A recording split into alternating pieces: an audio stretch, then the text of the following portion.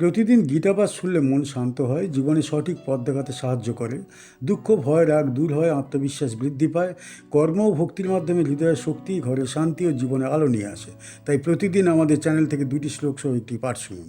উদ্ধরেদাত্মনাত্মানম নাত্মানমবসাদয়ে আত্মৈব হি আত্মনো বন্ধু আত্মৈব রিপুরাত্মনঃ। মানুষ নিজ আত্মার দ্বারাই নিজের আত্মাকে উন্নীত করবে, নিজের আত্মাকে অবদমিত করবে না। কারণ আত্মাই নিজের বন্ধু, আবার আত্মাই নিজের শত্রু।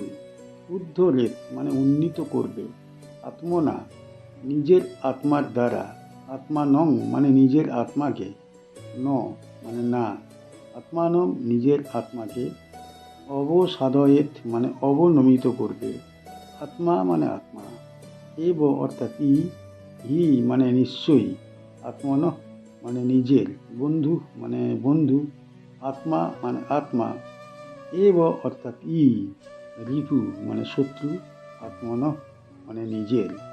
এই শ্লোকে ভগবান শ্রীকৃষ্ণ মানব জীবনের এক গভীর ও মৌলিক সত্য প্রকাশ করেছেন। এখানে তিনি বাহ্য কোনো শক্তির উপর নির্ভর না করে আত্মশক্তির গুরুত্ব প্রতিষ্ঠা করেছেন। মানুষের উন্নতি বা অধঃপতনের মূল কারণ তার নিজের আত্মিক অবস্থা। শ্রীকৃষ্ণ বলছেন, মানুষ নিজ আত্মার দ্বারাই নিজের আত্মাকে উন্নীত করে, অর্থাৎ মানুষের অন্তরের সুবুদ্ধি, সংযম, বিবেক ও ঈশ্বর স্মরণ, এই সকলের মাধ্যমে আত্মোন্নতি সম্ভব হয়। বাহ্য সহায়তা ক্ষণস্থায়ী হতে পারে, কিন্তু অন্তরের শক্তি মানুষের প্রকৃত আশ্রয়। এই শ্লোকে আত্মাকে অবসাদিত না করার উপদেশ দেওয়া হয়েছে। আত্মাকে অবসাদিত করা মানে নিজের শক্তির প্রতি অবিশ্বাস, অধৈর্য, কামনা ও ক্রোধের কাছে আত্মসমর্পণ করা। এই অবস্থায় মানুষ নিজেই নিজের পতনের কারণ হয়ে ওঠে। শ্রীকৃষ্ণ অত্যন্ত স্পষ্টভাবে ঘোষণা করছেন, আত্মাই নিজের বন্ধু এবং আত্মাই নিজের শত্রু। যখন আত্মা সংযত, শুদ্ধ ও ঈশ্বরমুখী থাকে, তখন সে মানুষের বন্ধু হয়ে তাকে উন্নতির পথে নিয়ে যায়। আর যখন আত্মা অসংযত, কামনায় আচ্ছন্ন ও অহংকারে পূর্ণ হয়, তখন সেই আত্মাই মানুষের শত্রুতে পরিণত হয়। এই শ্লোক মানুষের দায়িত্ব বোধকে জাগ্রত করে। এখানে কোনো অজুহাতের স্থান নেই। মানুষ নিজের উন্নতির ভার নিজেকেই বহন করতে হবে। আত্মার উপর জয়লাভ করাই প্রকৃত বিজয়। এই শ্লোকটি যোগ সাধনার প্রসঙ্গে বলা হয়েছে। পূর্ববর্তী শ্লোকগুলিতে শ্রীকৃষ্ণ যোগারূঢ় অবস্থার লক্ষণ ব্যাখ্যা করেছেন। এই শ্লোকে তিনি সেই অবস্থায় পৌঁছানোর জন্য আত্মশাসনের গুরুত্ব তুলে ধরেছেন। অর্জুন তখন যুদ্ধ কর্তব্য নিয়ে মানসিক দুর্বলতায় ভুগছিলেন, তার আত্মবিশ্বাস ক্ষীণ হয়ে পড়েছিল। শ্রীকৃষ্ণ এই শ্লোকের মাধ্যমে অর্জুনকে স্মরণ করিয়ে দিচ্ছেন যে তার প্রকৃত শক্তি তার নিজের মধ্যেই নিহিত। এই প্রসঙ্গে শ্রীকৃষ্ণ অর্জুনকে বোঝাচ্ছেন যে বাহ্য পরিস্থিতি নয়, অন্তরের দৃঢ়তাই মানুষের পথ নির্ধারণ করে। যুদ্ধক্ষেত্রে দাঁড়িয়ে আত্মসংযম ও আত্মবিশ্বাস বজায় রাখা যোগের লক্ষণ। এই শ্লোক থেকে আমরা কি শিখতে পারি? এই শ্লোক আমাদের জীবনের জন্য এক গভীর দিশা প্রদান করে। এটি জানিয়ে দেয় যে মানুষের উন্নতি বা পতনের জন্যে অন্য কাউকে দোষ দেওয়া অনুচিত। নিজের আত্মাই নিজের ভাগ্য নির্ধারণ করে। এই শ্লোক শিক্ষা দেয় যে আত্মসংযম ও আত্মবিশ্বাস মানুষকে উন্নতির পথে নিয়ে যায়। কামনা, ক্রোধ ও অহংকার আত্মার শত্রু হয়ে ওঠে এবং মানুষকে অধঃপতনের দিকে ঠেলে দেয়। এই শ্লোক আরও জানিয়ে দেয়, যে প্রকৃত ধর্মচর্চা মানে আত্মশাসন।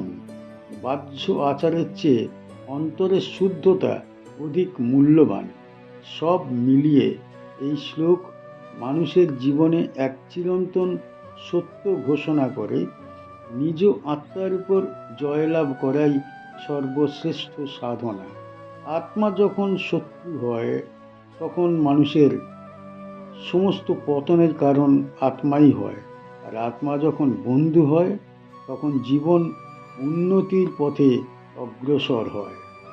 বন্ধুরাত্মাত্মনস্তস্য येनात्मैवात्मनाजितः অনাত্মনস্তু শত্রুত্বে বর্তেতাতৈব শত্রুবৎ। যে ব্যক্তি নিজের আত্মার দ্বারা নিজের আত্মাকে জয় করেছে তার জন্য আত্মাই বন্ধু, কিন্তু যে ব্যক্তি আত্মসংযমহীন তার ক্ষেত্রে সেই আত্মাই শত্রুর ন্যায় আচরণ করে। বন্ধু মানে বন্ধু, আত্মা মানে আত্মা, আত্মনঃ মানে নিজের, তস্য মানে তার, যেন মানে যার দ্বারা, আত্মা অর্থাৎ আত্মা, এব মানে আত্মনা মানে নিজের আত্মার দ্বারা, জিত মানে জয় করা হয়েছে, অনাত্মনঃ মানে আত্মসংযমহীন ব্যক্তির, তু মানে কিন্তু, শত্রুত্বে মানে শত্রুভাবে, বর্তেত মানে আচরণ করে, আত্মা মানে আত্মা, এব অর্থাৎ শত্রুবৎ মানে শত্রুর ন্যায়। এই শ্লোকে ভগবান শ্রীকৃষ্ণ পূর্ববর্তী শ্লোকের তত্ত্বকে আরও গভীর ও স্পষ্টভাবে প্রতিষ্ঠা করেছেন। সেখানে বলা হয়েছিল আত্মাই নিজের শত্রু এবং বন্ধু। এখানে সেই কথার কার্যকারণ ব্যাখ্যা করা হয়েছে।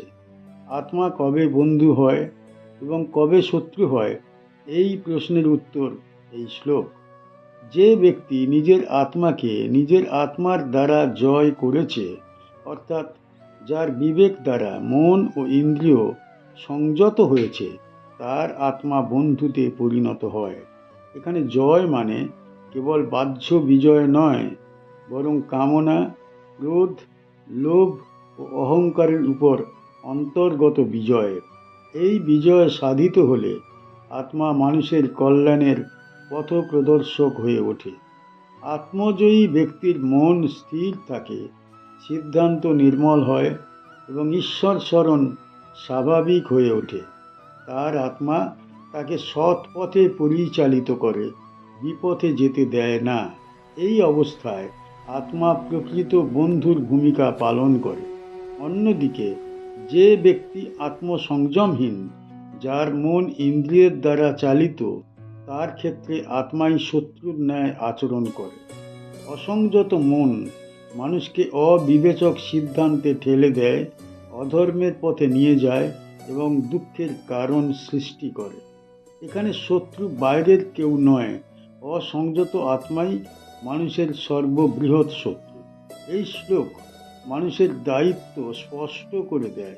নিজের উন্নতি বা পতনের মূল নিয়ন্ত্রক কোনো বাহ্য শক্তি নয়, বরং নিজের অন্তরের অবস্থা।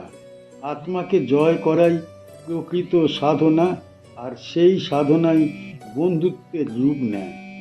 এই শ্লোকটি যোগ সাধনার আলোচনায় অত্যন্ত গুরুত্বপূর্ণ। পূর্ববর্তী শ্লোকগুলিতে শ্রীকৃষ্ণ যোগারূঢ় অবস্থার লক্ষণ ও আত্মোন্নতি ব্যাখ্যা করেছেন। এই শ্লোকে তিনি সেই সাধনার অন্তর্গত সংগ্রামকে স্পষ্ট করে তুলেছেন। অর্জুন তখন মানসিক দ্বন্দ্বে ক্লিষ্ট। তার মন কখনো কর্তব্যের দিকে, কখনো মোহের দিকে আকৃষ্ট হচ্ছিল। শ্রীকৃষ্ণ এই শ্লোকের মাধ্যমে তাকে বোঝাচ্ছেন বাহ্য শত্রুর চেয়ে অন্তরের সংযম অধিক বিপজ্জনক। এই প্রসঙ্গে শ্রীকৃষ্ণ অর্জুনকে আত্মসংযমের গুরুত্ব স্মরণ করিয়ে দিচ্ছেন।